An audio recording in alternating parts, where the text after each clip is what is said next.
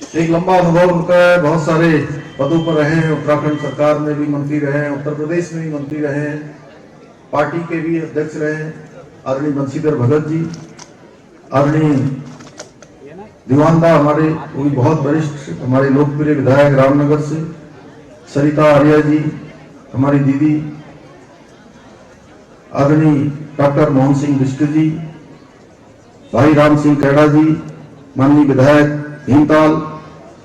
हमारे दर्जा मंत्री डॉक्टर अनिल डब्बू जी, आदरणीय सुरेश भट्ट जी, दीपक मेहरा जी, दिनेश आर्या जी, मंच पर आसीन हमारे पूर्व मेयर जोगिंदर पाल रोटेला जी, साकेत जी, जिला महामंत्री द्वय श्री नवीन जी, रंजन जी, प्रताप सिंह तापी जी, मजहर नईम जी, यहाँ की जिलाधिकारी वंदना जी,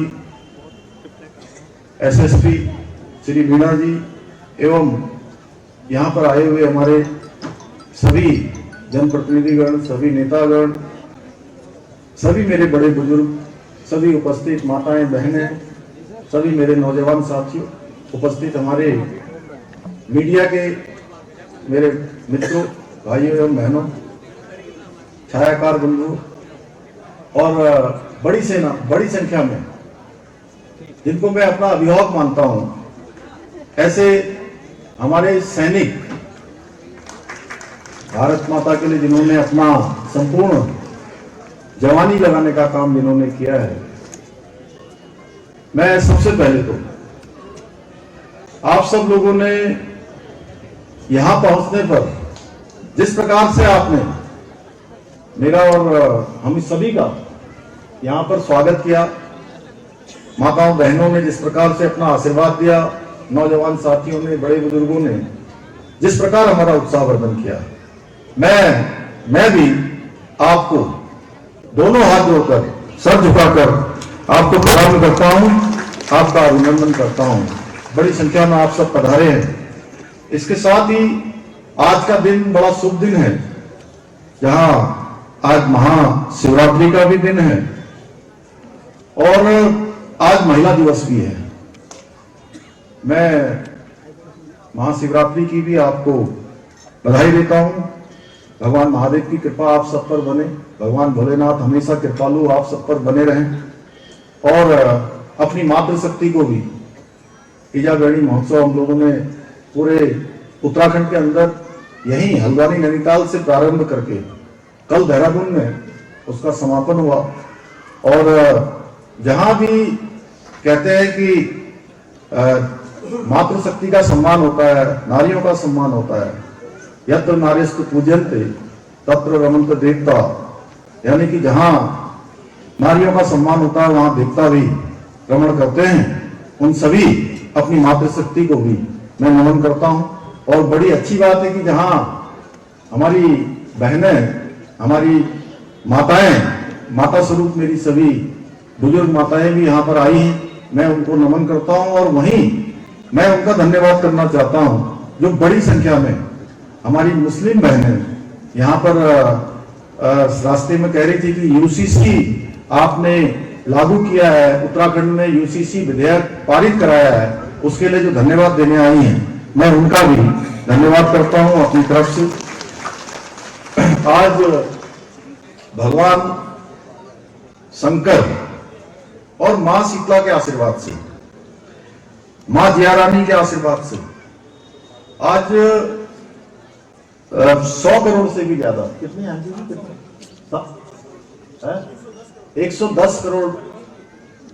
करोड़ की योजनाओं का और सब मिलाकर 620 करोड़ से भी अधिक की योजनाओं का, लगभग 700 करोड़ के आसपास की योजनाओं का यहाँ पर लोकार्पण और शिलान्यास किया गया है। ये मेरा सौभाग्य है कि इन सभी योजनाओं का आज मुझे और हमारे सभी साथियों को लोकार्पण और शिलान्यास करने का ये शुभ अवसर प्राप्त हुआ। हल्द्वानी में रोडवेज, बस टर्मिनल, आरटीओ कार्यालय, ड्राइविंग सेंटर सहित ऐसे अनेकों निर्माण के कार्य हैं जो मैं कभी कभी आता हूं, जब भी मैं यहाँ आता हूं या जब भी मैं ऐसे शिलान्यास करता हूं या लोकार्पण करता हूं, तो मेरे मन में एक प्रश्न आता है हमेशा कि आखिर ये इतनी देर में क्यों हो रहा है। ये प्रश्न शायद मेरे मन में होता है ऐसा नहीं है, ये प्रश्न आप सबके मन में भी आता होगा कि ये काम तो बहुत पहले हो जाना चाहिए था, आखिर क्यों नहीं हुआ। वैसे इस प्रश्न का उत्तर भी अगर हम खोजेंगे तो जरूर हमको मिल जाएगा, क्योंकि ये प्रश्न मेरे मन में आ रहा है ऐसा नहीं है, ये प्रश्न सबके मन में आता होगा। इस प्रश्न का उत्तर हमको सामूहिक रूप से खोजना चाहिए कि ये काम कई साल पहले तैयार हो जाने थे, लेकिन यह पुनीत कार्य हो सकता है मां शीतला देवी ने, मां जिया रानी ने, भगवान महादेव ने हमारे ही हाथों लिखा होगा, हम सबके हाथों लिखा होगा, आप सबकी उपस्थिति में लिखा होगा। और हम ऐसे तमाम कार्य कर रहे हैं जो काम पहले होने चाहिए थे, पहले की सरकारों में हो जाने चाहिए थे। उनकी इच्छा शक्ति नहीं थी,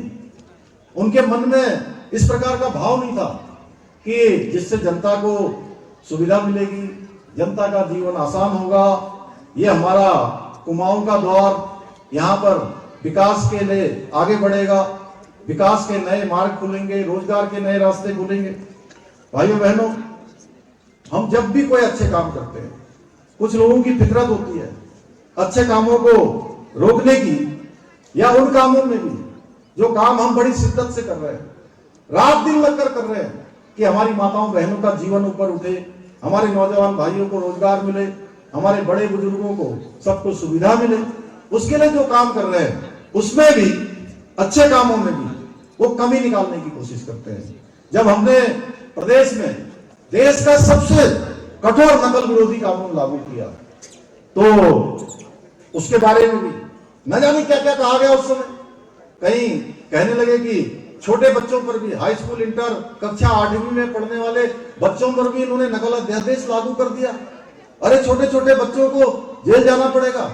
एक बहुत बड़े व्यक्ति मेरे पास आए और मेरे से बोले कि आपका बेटा कौन सी क्लास में पढ़ता है। मैंने कहा अभी तो वो 6ठी क्लास में है, 6 में पढ़ता है। तो बोले अरे तो उसके ऊपर भी लागू हो जाएगा क्या ये। मैंने कहा अरे नहीं भाई, हमने ये नकल का अध्यादेश छोटे बच्चों के लिए लागू नहीं किया है, ये हमने उनके लिए लागू किया है जो हमारे गरीब माता पिता के बेटे बेटियों का हक मारने का काम करते थे, उसमें चोरी करने का काम करते थे, उसमें अपराध करते थे, नकल करवाते थे, और जिनको परीक्षाओं में पास होना चाहिए, जिनका चयन होना चाहिए, उनका चयन नहीं हो पाता है, उनके लिए हमें नकल का अध्यादेश लेकर आए हैं। इस प्रकार का भ्रम फैलाने का काम किया। इसके साथ ही आपने देखा होगा तमाम जगह पर जो अतिक्रमण था उस पर हमने कार्रवाई करी। समान नागरिक संहिता हम प्रदेश के अंदर लेकर आए और प्रदेश के अंदर ही नहीं, आप सबको एक गौरव प्राप्त हो गया है, उत्तराखंड की देवभूमि को प्राप्त हो गया है, उत्तराखंड के हर एक जन को प्राप्त हो गया है कि जैसे गंगा यहां से निकलती है, मां गंगा निकलकर पूरे देश को जो है जल और जीवन देने का काम करती है, उसी प्रकार से सबको समान अधिकारों की जो गंगा है, समान कानून की जो गंगा है, वो भी हमारे देवभूमि उत्तराखंड से निकली है। इसके साथ साथ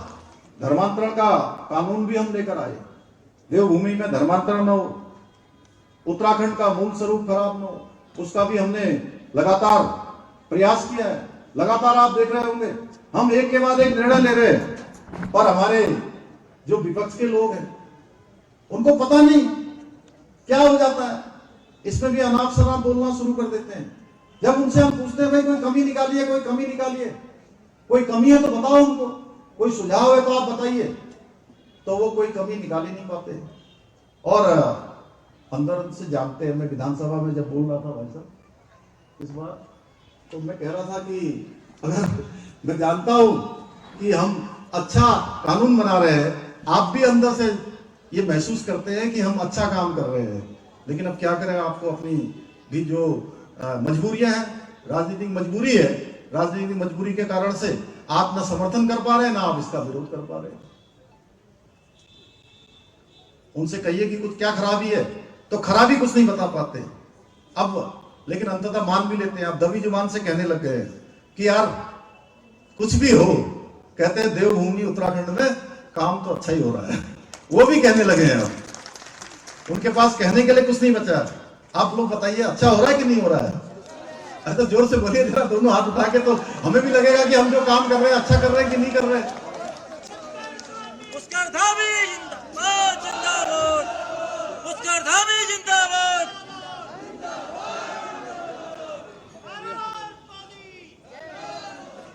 लेकिन देवभूमि में अच्छे कार्य होने के बावजूद भी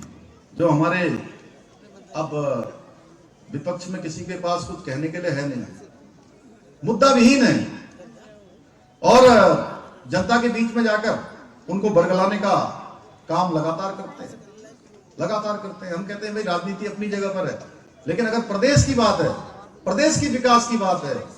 जनगण मन के कल्याण की बात है, तो सबको आगे आना चाहिए। इसमें राजनीति बाद में कर लेना, चुनाव आएगा उस समय आप अपने लिए वोट मांग के चले जाना, लेकिन अगर कोई अच्छा काम कर रहे हैं तो सबको साथ में आना चाहिए। इसका उदाहरण अभी आपने देखा होगा, आप ही के हल्द्वानी में किस प्रकार से अशांति फैलाने का काम हुआ, किस प्रकार से वहां पर उपद्रव किया गया, ये सब आप लोगों ने देखा होगा, अच्छे से देखा होगा। भाई बहनों, देवभूमि जैसे पवित्र स्थान में लंबे समय से जो सरकारी भूमि पर काबिज है, अतिक्रमण कर रखा है खतरनाक तरीके से, उसके अंदर अंदर तमाम प्रकार के षड्यंत्र रचे जाने का काम लगातार होता रहा है। सिंचाई विभाग की जमीन है, कहीं पीडब्ल्यूडी की जमीन है, कहीं राजस्व विभाग की जमीन है,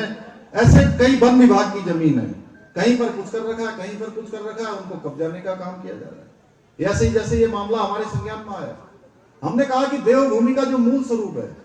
देखिए हम लोग कहीं भी जाते हैं, मैं थोड़ा आज देवभूमि से, अगर आप कहीं भी जाते हैं, कहीं जाइए आप, मैं अभी इंग्लैंड गया था, मैं आबू धाबी और दुबई गया था, वहां भी जब हमको देखते हैं लोग, मुझे ही नहीं,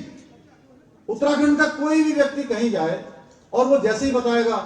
कि मैं उत्तराखंड का रहने वाला हूं, मैं उत्तराखंड से आया हूं, तो उसको देखने की जो दृष्टि है लोगों की, वो दृष्टि ही बदल जाती है। उसके मन में एक श्रद्धा का भाव उत्पन्न हो जाता है कि अरे देवभूमि से आया है, उत्तराखंड से आया है। तो भाइयों बहनों, हमने तय किया है कि हम देवभूमि के मूल स्वरूप को किसी कीमत पर नहीं बिगड़ने देंगे। और जैसे ही इस प्रकार के अतिक्रमण का मामला हमारे संज्ञान में आया, हमने इसके खिलाफ कार्रवाई करी, पूरे प्रदेश के अंदर कार्रवाई करी, और 3,500 एकड़ से भी ज्यादा जमीन आज अतिक्रमण मुक्त हो गई है। देवभूमि में अब जो ये अतिक्रमण का मामला है, लैंड जिहाद का मामला है, मैं स्पष्ट रूप से कहना चाहता हूं कि देवभूमि में अभी बिल्कुल नहीं होगा, ये कतई नहीं होगा। ये अभियान हमारा जो